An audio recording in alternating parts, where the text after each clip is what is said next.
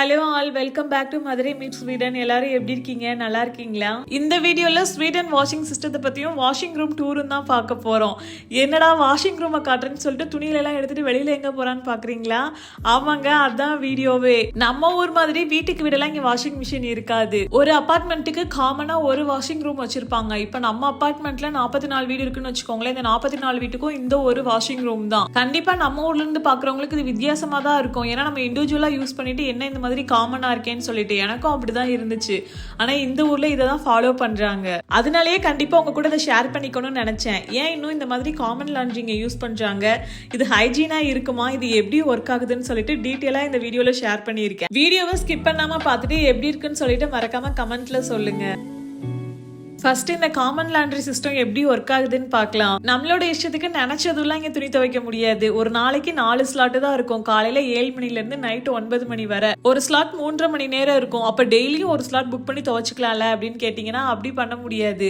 ஒரு வீட்டுக்கு வாரத்துக்கு ஒரு தடவை தான் புக் பண்ணி துவைக்க முடியும். ஸோ மாசத்துக்கு 4 தடவை புக் பண்ணி துவைச்சிக்கலாம். வேணும்னா எக்ஸ்ட்ரா ஒரு தடவை புக் பண்ணிக்கலாம். ஸோ மாசத்துக்கு 5 தடவை புக் பண்ணிக்கலாம். அதுக்கு மேல புக் பண்ண முடியாது. அபார்ட்மெண்டோட என்ட்ரன்ஸ்லயே இந்த மாதிரி புக்கிங் ஸ்கிரீன் வச்சிருப்பாங்க. இதுல தான் நம்ம வாஷிங் புக் பண்ணிக்கணும். கிரீன் கலர் ஃபுல்லா இருக்குல்ல அப்படின்னா ஸ்லாட் இன்னும் அவைலபிளா இருக்குன்னு அர்த்தம். இதே கிரே கலரா இருந்துச்சு அப்படின்னா அந்த ஸ்லாட் புக் ஆயிடுச்சுன்னு அர்த்தம். நாம புக் பண்ண ஸ்லாட்ல மட்டும்தான் இந்த வாஷிங் ஏரியாவை இந்த டேக் வச்சு நம்மளால ஆக்சஸ் பண்ண முடியும். இது நம்ம டைம்ன்றனால நான் டேக் பண்ணும்போது கிரீன் கலரா ஆச்சுல்ல, இதே இது நம்ம டைம் இல்லை அப்படின்னா அது கிரீன் கலரா மாறிடும். ஸோ அந்த 3.5 மணி நேரம் யார் புக் பண்ணிருக்காங்களோ அவங்களுக்கு மட்டும்தான், வேற யாரும் வெளியில இருந்து வந்து ஆக்சஸ் பண்ண முடியாது. இந்த மாதிரி ஒரு வாரத்துக்கு முன்னாடி புக் பண்ணாதான் நமக்கு வீக்கெண்ட்ல துவைக்கிறதுக்கு ஸ்லாட் கிடைக்கும். இன்னைக்கு துவைக்கிறதுக்கு நான் போன வாரமே புக் பண்ணி வச்சிட்டேன். இதே மாதிரி அடுத்த வாரம் துவைக்கிறதுக்கு நான் இன்னைக்கு இப்ப புக் பண்ணிட்டு இருக்கேன். இந்த அபார்ட்மெண்ட்ல இருக்க மொத்த பேருமே அந்த வீக்கெண்ட்ல தான் துவைக்கணும்னு நினைப்பாங்க. அதனாலேயே ஸ்லாட் கிடைக்காம கொஞ்சம் பிரச்சனையாயிரும். ஸோ முன்னாடியே புக் பண்ணி வச்சா நமக்கு ஸ்லாட் கிடைக்கிறது கொஞ்சம் ஈஸியா இருக்கும். காலையில 7 மணில இருந்து 9 மணி வரைக்கும் சொல்லியிருந்தேன்ல. ஒரு சில பேர் நினைக்கலாம் அப்ப நைட் 9 மணிக்கு மேல போய் புக் பண்ணி துவைக்கலாம்ல அப்படின்னு சொல்லிட்டு. 9 மணி ஆயிடுச்சு அப்படின்னா அந்த வாஷிங் ஏரியா கம்ப்ளீட்டாவே லாக் ஆயிரும். அதுக்கு மேல உள்ள யாருமே போக முடியாது. அபார்ட்மெண்ட்டோட இந்த காமன் வாஷிங் ரூம்ல என்ன மாதிரியான ஃபெசிலிட்டிஸ்லாம் இருக்கு அப்படின்னா 2 பெரிய வாஷிங் மிஷின் வச்சிருக்காங்க. அதே மாதிரி 2 பெரிய ட்ரையரும் வச்சிருக்காங்க. இது வந்துட்டு பயங்கர கோல்டு கண்ட்ரி அப்படின்றனால நம்ம ஊர் மாதிரி வெளியிலலாம் துவைச்சி காய போட முடியாது. இந்த மாதிரி ட்ரையர்ல தான் நம்ம துணிங்களை ட்ரை பண்ணுவோம். ஸோ வாஷிங் மிஷின்ல இருந்து துணிங்களை துவைச்சு இதுல வந்துட்டு ட்ரை பண்ணுவோம். வாரத்துக்கு ஒரு தடவை தான் துவைக்கிறோம் அப்படின்றதுனால நிறைய துணி சேரும்லாம். அதுக்காகவே நல்ல பெரிய வாஷிங் மிஷின். இது வந்துட்டு இண்டஸ்ட்ரியல் வாஷிங் மிஷின்னு சொல்லுவாங்க. 6.5 கிலோ போடலாம் ஒரு மிஷினுக்கு. அதே மாதிரி 2 வேற வேற ட்ரையர் வச்சிருக்காங்க. ஒன்னு ஃப்ரண்ட் டோரு, இன்னொன்னு நம்ம பீரோ மாதிரி இருக்கும்ல அந்த மாதிரி ட்ரையரு. வாஷிங் மிஷின் ட்ரையர் எல்லாமே நல்லா பெருசாகவும் இண்டஸ்ட்ரியலுக்கு யூஸ் பண்ற மாதிரி இருக்கனால அந்த ஒரு வார துணியை மொத்தமா 3.5 மணி நேரத்துல துவைச்சு காய வச்சே எடுத்துட்டு போயிடலாம். மிஷின்ல நமக்கு ஏத்த மாதிரி நார்மலா மைல்டா இல்ல ஹேண்ட் வாஷான்னு சொல்லிட்டு செலக்ட் பண்ணிக்கலாம். அதுக்கு ஏத்த மாதிரி டைமும் ஆகும். நான் யூஸ்வலா நார்மல் 40ல வச்சு துவைப்பேன்.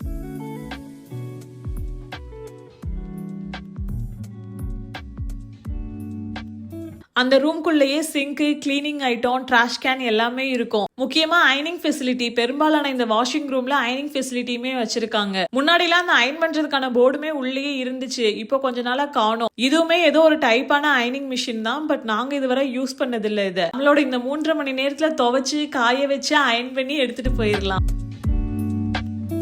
இவ்வளோ பேர் யூஸ் பண்ணுறதுனால இது ஹைஜீனா இருக்குமா அப்படின்னு கேட்டிங்கன்னா எனக்கும் அப்படிதான் இனிஷியலாக இருந்துச்சு. வந்த புதுசில் என்னடா அது இவ்வளோ காமனாக யூஸ் பண்ணுறாங்க, இவ்வளோ பேர் யூஸ் பண்ணுறாங்க, இது எப்படி ஹைஜீனா இருக்கும் அப்படின்லாம் நான் யோசிச்சிருக்கேன். இந்த இண்டஸ்ட்ரியல் மிஷின் எல்லாமே ஹை டெம்பரேச்சரில் ஒர்க் ஆகுறதுனால ஒருவேளை ஏதாச்சும் பாக்டீரியா ஏதாச்சும் இருந்தால் கூட அது ஈஸியாக கொண்டுடுமா. அதே மாதிரி ட்ரையருமே ஹை டெம்பரேச்சரில் தான் ஒர்க் ஆகும். அது போக இந்த அப்பார்ட்மெண்ட்டோட மேனேஜ்மெண்ட்டுமே இது ரொம்ப க்ளீனாக மெயின்டைன் பண்ணுறாங்க. இதை யூஸ் பண்ணுற நம்மளுக்குமே ஒரு சில ஸ்ட்ரிக்டான ரூல்ஸ்லாம் இருக்குது. அது இந்த மேனேஜ்மெண்ட்டுமே நோட் பண்ணுவாங்க.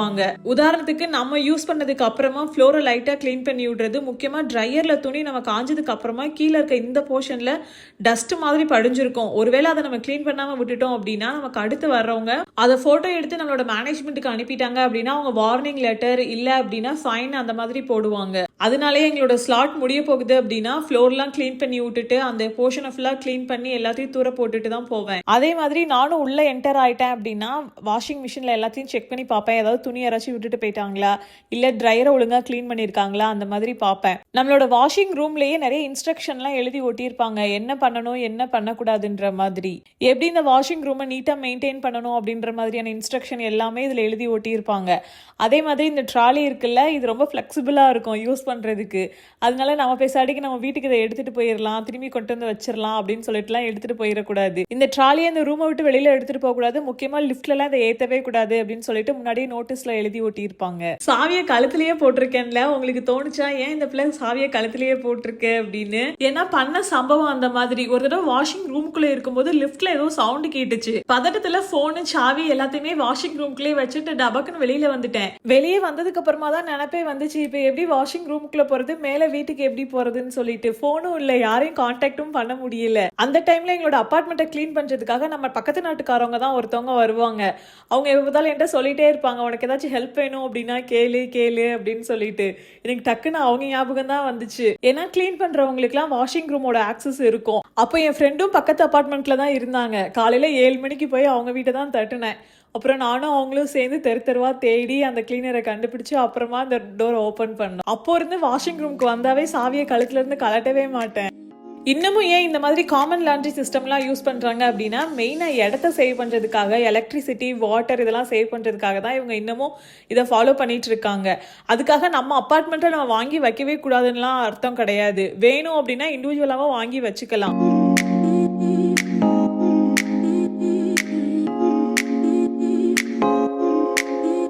ஆனா எலக்ட்ரிசிட்டி பில் ரொம்ப அதிகமா வரும். அதே மாதிரி இது இண்டஸ்ட்ரியல் மிஷின் அப்படின்றனால 3.5 மணி நேரத்துல நம்ம துவைச்சிட்டு வந்துடலாம். இதே ஹவுஸ் ஹோல்ட் மிஷின் அப்படின்னா துவைச்சு காயரிக்கிறதுக்கு ரொம்ப நேரம் ஆகும். பழைய அபார்ட்மெண்ட்கள்ல மட்டும்தான் இந்த மாதிரி காமன் லாண்ட்ரி சிஸ்டம் இன்னும் ஃபாலோ பண்ணிட்டு இருக்காங்க. இப்போ புதுசா வர அபார்ட்மெண்ட்கள் எல்லாம் இந்த காமன் லாண்ட்ரி சிஸ்டம் யூஸ் பண்றது இல்ல, இண்டிவிஜுவல் லாண்ட்ரி சிஸ்டம் தான் யூஸ் பண்ணிட்டு இருக்காங்களா. எங்களோட அபார்ட்மெண்ட்ல இந்த வாஷிங் ரூம் என்ட்ரன்ஸ்லயே வச்சிருக்காங்க. இதே ஒரு சில அபார்ட்மெண்ட்ல அண்டர் கிரவுண்ட்ல கூட வச்சிருக்காங்க. ஸோ இது அபார்ட்மெண்ட்டை பொறுத்தும் மாறும். இந்த காமன் லாண்ட்ரி சிஸ்டத்தை பத்தி உங்களுக்கு ஏதாச்சும் கருத்து இருந்துச்சு அப்படின்னா மறக்காம கமெண்ட்ல அது என்னன்னு சொல்லுங்க. நம்மளோட வீடியோஸை தொடர்ந்து பார்க்கணும் அப்படின்னா மதுரை மீட் ஸ்வீடனை மறக்காம சப்ஸ்கிரைப் பண்ணி வச்சுக்கோங்க.